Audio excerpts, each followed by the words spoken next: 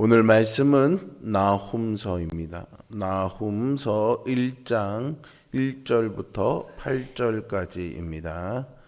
구약성경 나훔서 1장 1절부터 8절입니다. 니느웨에 대한 경고, 곧 엘고서 사람 나훔의 묵시에 가리라. 여호와는 질투하시며 보복하시는 하나님이시니라. 여호와는 보복하시며 진노하시되 자기를 거스르는 자에게 여호와는 보복하시며 자기를 대적하는 자에게 진노를 품으시며 여호와는 노하기를 더디하시며 권능이 크시며 벌받을 자를 결코 내버려 두지 아니하시느니라. 여호와의 길은 회오리 바람과 광풍에 있고 구름은 그의 발에 티끌이로다. 그는 바다를 꾸짖어 그것을 말리시며 모든 강을 말리시나니 바산과 갈멜이 쇠하며 레바논의 꽃이 시드는도다. 그로 말미암아 산들이 진동하며 작은 산들이 녹고 그 앞에서는 땅 곧 세계와 그 가운데 있는 모든 것들이 솟아오르는도다. 누가 능히 그의 분노 앞에 서며 누가 능히 그의 진노를 감당하랴. 그의 진노가 불처럼 쏟아지니 그로 말미암아 바위들이 깨질도다. 여호와는 선하시며 환난 날의 산성이시라. 그는 자기에게 피하는 자들을 아시느니라. 그가 범람하는 물로 그곳을 진멸하시고 자기 대적들을 흑암으로 쫓아내시리라. 아멘. 사람들은 보통 돈이 있으면 안심을 하고 권력이 있으면 두려움이 없을 것 같고 건강하면 미래가 보장될 것처럼 생각합니다. 그러나 우리가 살아가는 세상은요, 늘 불안정하죠.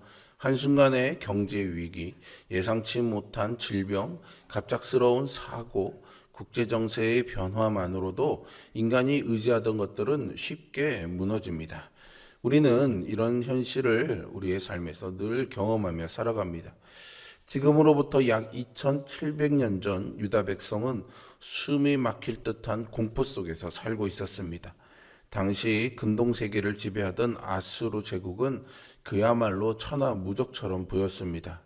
그들의 군사력은 압도적이었고 정복한 나라들을 아주 잔혹하게 다스렸습니다.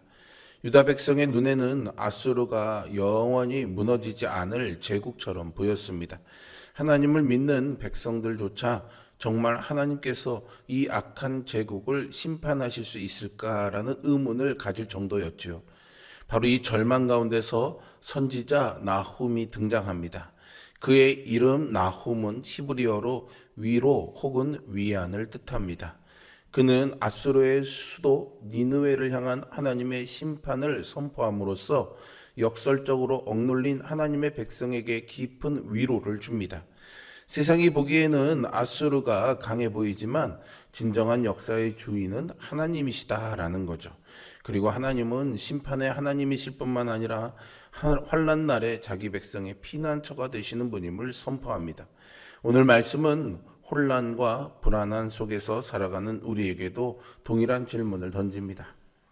너는 무엇을 의지하며 살아가는가? 라는 것이죠. 우리는 어떤 믿음 위에 서야 할까요? 오늘 말씀을 통해 그 믿음의 반석 위에 든든히 서는 우리 모두가 되기를 바랍니다. 나훔은 2절에서 매우 강렬한 표현으로 하나님을 소개합니다. 여호와는 질투하시며 보복하시는 하나님이시다라고 말이죠. 오늘날 우리에게 질투와 보복이라는 이 표현은 다소 거칠게 들릴 수 있습니다. 하나님이 그러신다고? 라고 생각할 수도 있겠죠. 그러나 여기서 말하는 질투는 인간의 그런 이기적인 감정과는 다릅니다. 질투하시다라는 이 말은 언약적 사랑에서 나오는 열정을 의미합니다.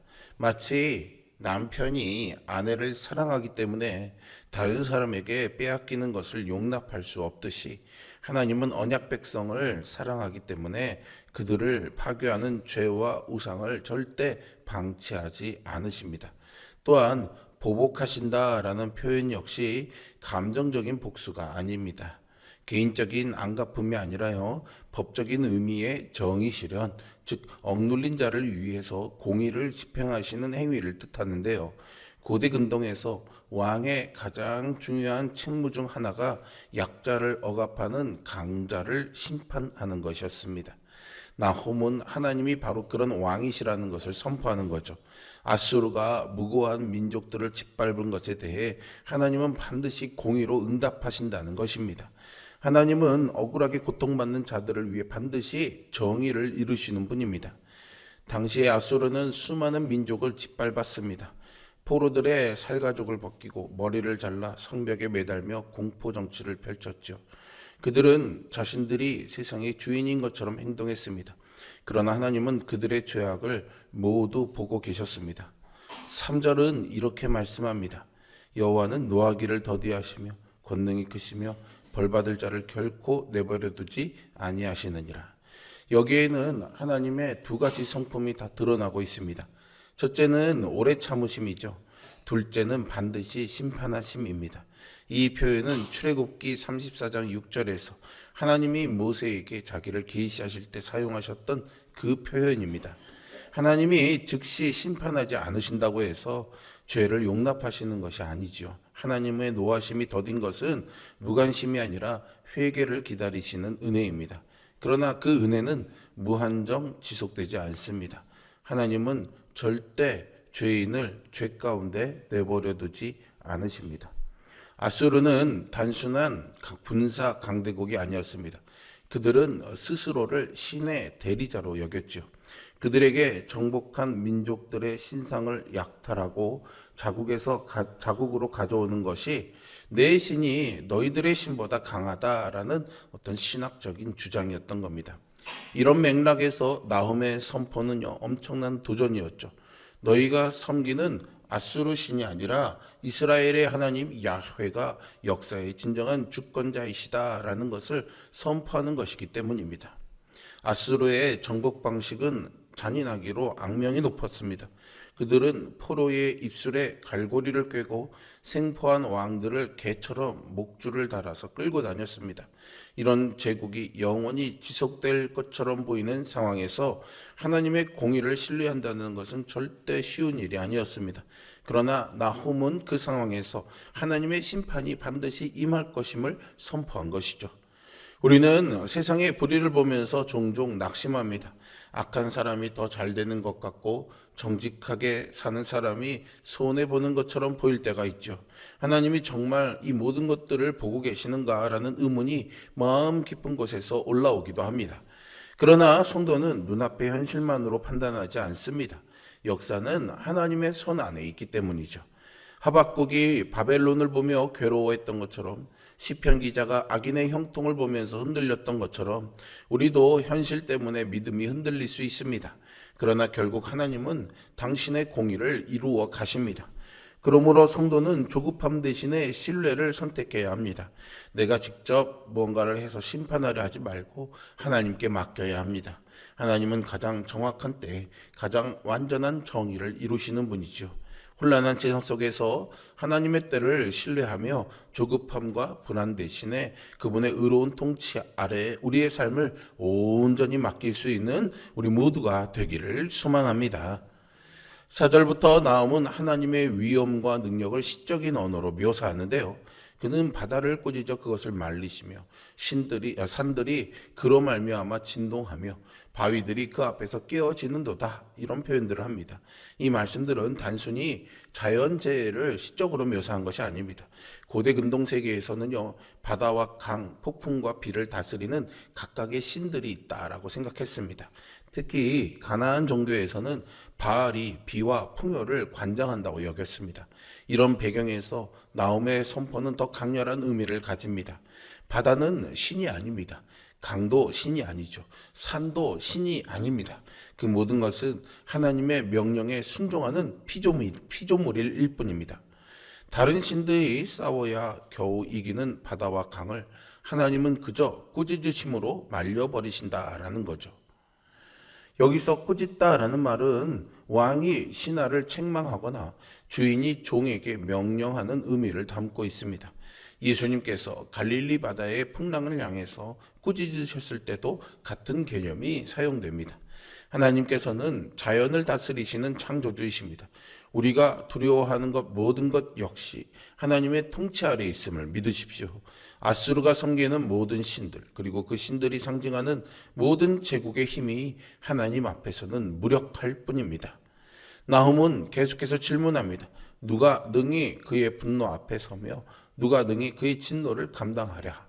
이 질문은 두려움을 심으려는 것이 아닙니다. 오히려 하나님의 편에 서는 것이 얼마나 안전한지를 역설적으로 드러내는 말씀이죠. 그 전능하신 하나님이 우리의 편이시라면 우리를 대적하는 것이 무엇이든 결국 그분 앞에 모두 무릎을 꿇을 수밖에 없습니다. 아수르도 예외가 아닙니다. 세상은 늘 더 강한 힘을 찾습니다. 그러나 성도는 세상의 어떤 큰 권세보다도 더 크신 하나님을 바라보는 사람입니다. 우리는 현실의 문제를 크게 보는 습관이 있습니다. 경제적 어려움이 하나님보다 더 커 보이고, 질병이 하나님보다 커 보이고, 미래에 대한 불안이 하나님보다 커 보일 때가 있습니다. 그러나 믿음이란 문제를 부정하는 것이 아니라 하나님을 더 크게 보는 것입니다. 다윗이 골리앗 앞에 설 수 있었던 이유도 여기에 있습니다. 다른 사람들은 골리앗만 보았지만 다윗은 하나님을 보았던 것이죠. 성도의 평안은 상황이 작기 때문에 생기는 것이 아닙니다. 하나님이 크시기 때문에 생기는 것입니다. 그러므로 우리는 두려움이 찾아올 때마다 문제를 바라보는 시선을 하나님께 돌려야 하겠습니다. 나훔서 전체에서 가장 아름다운 구절 가운데 하나가 바로 7절이라고 저는 생각합니다. 여호와는 선하시며 환난 날에 산성이시라. 심판에 대한 무서운 선언이 이어지던 가운데 갑자기 따뜻한 위로의 말씀이 등장합니다. 하나님은 공의로우신 분일 뿐만 아니라 선하신 분이십니다. 여기서 선하시다라는 이 말은 우리가 잘 아는 히브리어 토브입니다. 창세기 1장에서 하나님께서 세상을 창조하시면서 보시기에 좋았더라라고 하실 때 사용된 바로 그 단어이죠. 단순히 이 토부는 좋다, 착하다라는 의미에만 머물지 않습니다.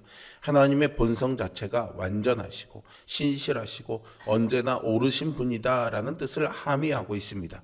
또한 하나님은 환난 날의 산성이 되십니다. 산성은 적의 공격을 막아주는 견고한 요새를 의미합니다. 당시의 사람들에게 산성은 마지막 피난처였습니다. 모든 것이 무너져도 산성 안에 들어가면 살 수 있었습니다. 나훔은 하나님이 바로 그런 분이라고 선포합니다.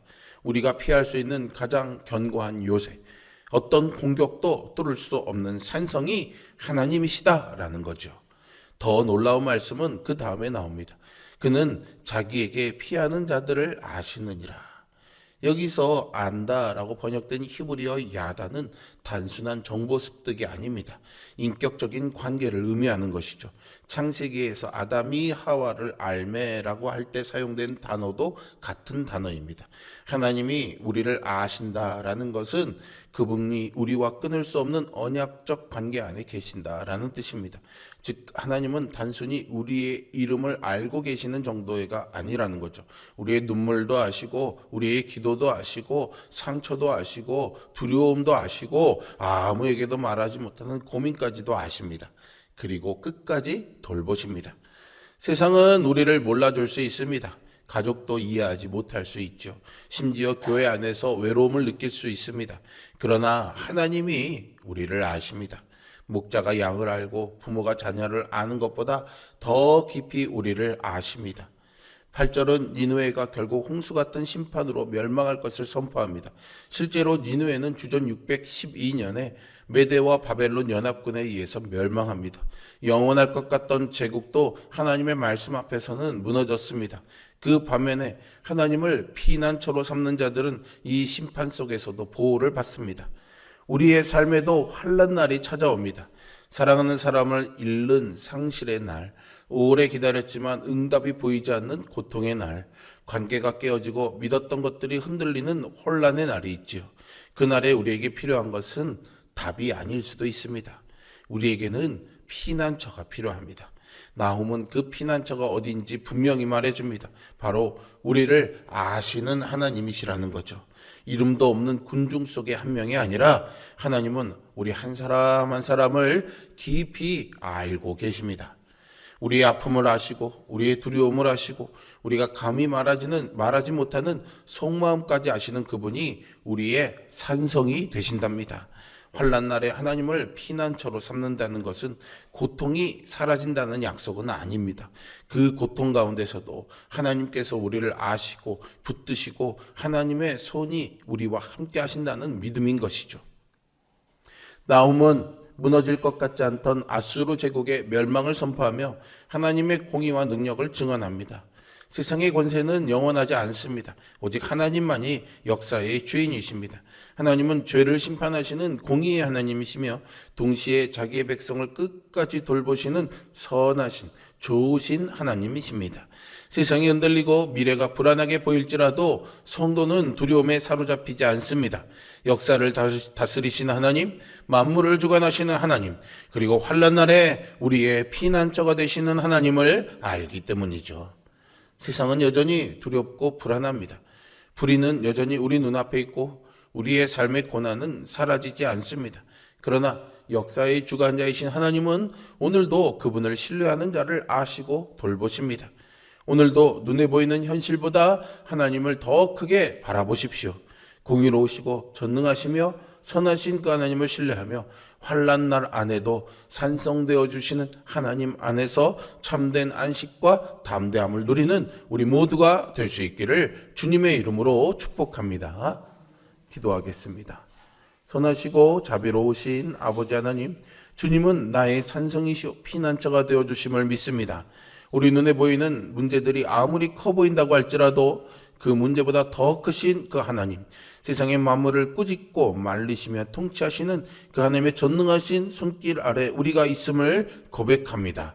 이제 우리의 시선을 문제에 두지 아니하고 하나님만 바라보며 살아가기를 원합니다. 이 시선을 흔들어 놓는 두려움과 우리 인생의 고통의 문제들을 우리가 다루지 못할 때에도 하나님이 친히 주관하신다라는 이 믿음을 가지고 살아갈 수 있도록 하나님 오늘도 우리를 도와주시옵소서. 예수 그리스도의 이름으로 기도합니다. 아멘.